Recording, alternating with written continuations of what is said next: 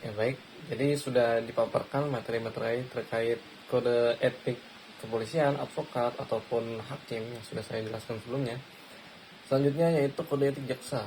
Dasar hukumnya itu ada pada Peraturan Jaksa Agung Republik Indonesia nomor Per 14 garing A garing JA garing 11 garing 2012 tentang kode perilaku jaksa, kode etik.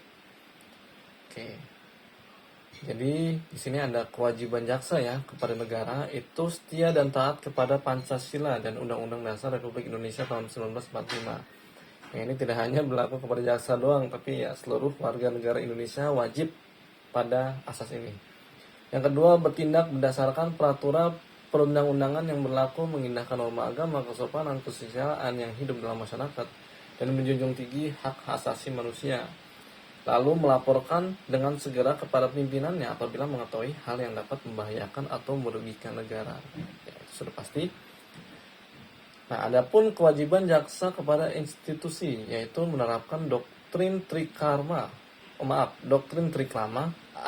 adiaksa dalam melaksanakan tugas dan wewenangnya. Menjunjung tinggi sumpah dan atau janji jabatan jaksa, menjalankan tugas sesuai dengan visi dan misi Kejaksaan Republik Indonesia, melaksanakan tugas sesuai peraturan kedinasan dan jenjang kewenangan, lalu menjunjung tinggi pula menampilkan sikap kepemimpinan melalui ketauladanan, ketulusan dan kewibawaan, seperti itu ya kan. Nah, selanjutnya ada pula kewajiban jaksa kepada profesi jaksa. Yang pertama, menjunjung tinggi kehormatan dan martabat profesi, yaitu menjunjung tinggi pula integritas, profesionalitas, mandiri dan jujur dan adil. Yang kedua, mengundurkan diri dari penanganan perkara apabila mempunyai kepentingan pribadi atau keluarga. Selanjutnya, mengikuti pendidikan dan pelatihan sesuai dengan peraturan kedinasan, meningkatkan ilmu pengetahuan, keahlian dan teknologi serta mengikuti perkembangan hukum yang relevan dalam ruang lingkup nasional maupun internasional. Seperti itu. Ada juga nih kewajiban jaksa kepada masyarakat, yaitu memberikan pelayanan yang prima kepada dengan menjunjung tinggi supremasi hukum dan hak asasi manusia, menerapkan pola hidup sesuai dengan nilai-nilai yang berlaku dalam masyarakat.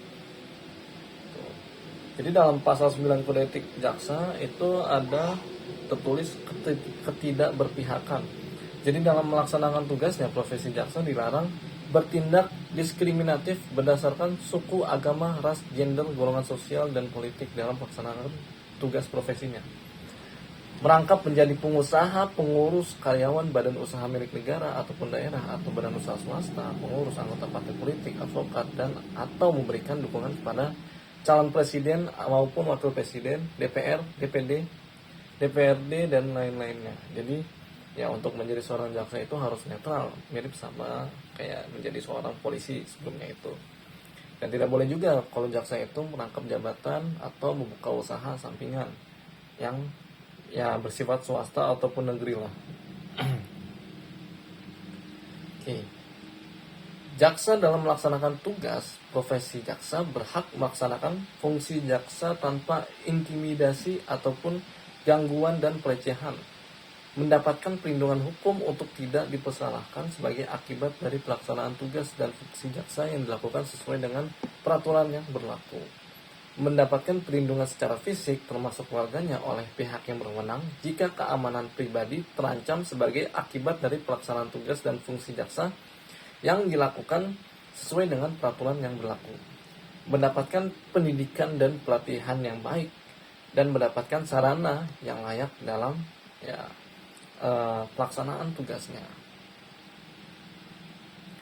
Lalu dalam pasal 12 tindakan administratif oleh jaksa, yaitu jaksa wajib mematuhi kode perilaku jaksa. Setiap pimpinan unit kerja wajib berupaya untuk memastikan agar jaksa di dalam lingkungannya mematuhi kode perilaku jaksa. Jaksa yang terbukti melakukan pelanggaran dijatuhkan tindakan administratif. Tindakan administratif juga tidak mengesampingkan ketentuan pidana dan hukuman disiplin berdasarkan peraturan disiplin pegawai negeri sipil apabila atas perbuatan tersebut terdapat ketentuan yang melanggar. Oke, jadi dalam pemeriksaan itu ada tata caranya dan penjatuhan tindakan administratif. Yang pertama, Majelis Kode Perilaku dalam pasal 15 ayat 1, dugaan pelanggaran diperoleh dari laporan pengaduan masyarakat, ya, temuan pengawasan melekat dan pengawasan fungsional. Pemeriksaan terhadap dugaan pelanggaran ditindaklanjuti melalui proses klarifikasi dan pemeriksaan yang dilaksanakan berdasarkan peraturan Jaksa Agung tentang penyelenggaraan pengawasan Kejaksaan Republik Indonesia. Apabila berdasarkan hasil pemeriksaan sebagaimana dimaksud pada ayat 2 dinyatakan sebagai kode perilaku jaksa, maka hasil akan diteruskan pada yang namanya pemeriksaan administratif. Nah, jadi sini ada pejabat yang berwenang untuk membentuk majelis kode perilaku sebagai berikut. Yang pertama ada Jaksa Agung, yang sudah pasti dalam Kejaksaan Agung, yang menduduki jabatan struktural atau jabatan lain yang mewenang pengangkatan dan pemberhentiannya oleh Presiden. Yang kedua, para Jaksa Agung muda bagi Jaksa Agung yang bertugas di lingkungannya masing-masing pada Kejaksaan Agung. Yang ketiga, Jaksa Agung muda pengawasan bagi jaksa yang bertugas di luar lingkungan Kejaksaan Agung, Kepala Kejaksaan Tinggi dan Wakil Kepala Kejaksaan Tinggi, atau Kepala Kejaksaan Tinggi bagi jaksa yang bertugas di Kejaksaan Tinggi, Kepala Kejaksaan Negeri. Jadi seperti itu kode etik kejaksaan. Lalu yang selanjutnya adalah kode etik notariat atau notaris, berupa sanksi tata cara penegakan kode etik, pemecatan sementara, dan juga kewajiban pengurus pusat. Jadi dalam sanksi itu yang diberikan kepada notaris, yang pertama itu berupa teguran. Jika terbukti melanggar lagi, berupa peringatan. Jika terbukti melakukan pelanggaran lagi, ada skorsing, pemecatan sementara dari keanggotaan perkumpulan. Melakukan pelanggaran lagi, onsetting, pemecatan dari anggota perkumpulan. Melakukan pelanggaran lagi, maka yang terakhir pemberhentian secara tidak hormat dari keanggotaan. Cuma memang ini termasuk yang jarang terjadi, karena yang paling sering itu biasanya skorsing, udah itu paling mentok. Kalau sampai pemecatan itu sudah jarang lah. Jadi ada tata cara penegakan kode etik. Yang pertama, pengawasan. Pengawasan atas pelaksanaan kode etik itu dilakukan dengan cara sebagai berikut. Yang pertama, pada tingkat pertama diurusi oleh pengurus daerah Ikatan Notaris Indonesia atau INI.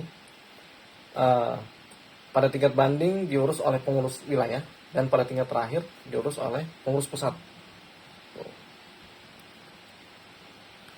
Pemeriksaan dan sanksi itu selambat-lambatnya dalam waktu 7 hari.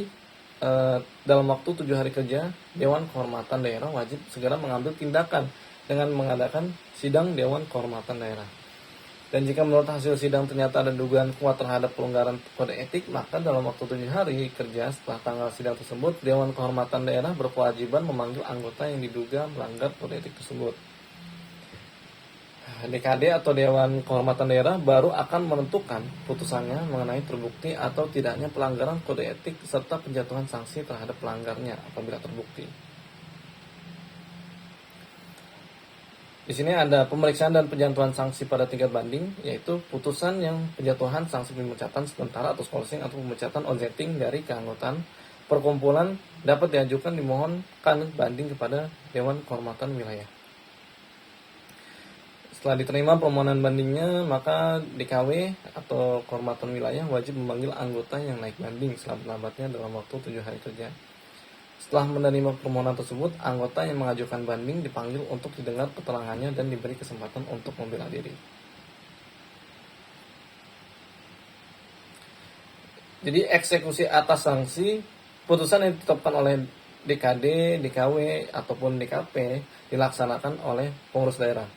Pengurus daerah wajib mencatat dalam buku anggota perkumpulan yang ada atas setiap keputusan yang telah ditetapkan mengenai kasus kode etik berikut nama anggota yang bersangkutan. Lalu selanjutnya nama notaris tersebut, kasus, dan keputusan tiap Dewan Kehormatan diumumkan dalam media notaret yang terbit setelah pencatatan dalam buku anggota perkumpulan tersebut. Tuh. Yang selanjutnya ada pula pemecatan sementara terhadap anggota perkumpulan yang telah melanggar UU 30 tahun 2004 tentang jabatan notaris dan yang dinyatakan bersalah serta dipidana berdasarkan putusan pengadilan yang telah mempunyai kekuatan hukum yang inkrah. Pengurus pusat wajib memecat sementara sebagai anggota perkumpulan. Tuh. Ya, mungkin sekian pemaparan materi dari saya. Kurang lebihnya mohon maaf. Wabillahi taufiq wal hidayah. Wassalamualaikum warahmatullahi wabarakatuh.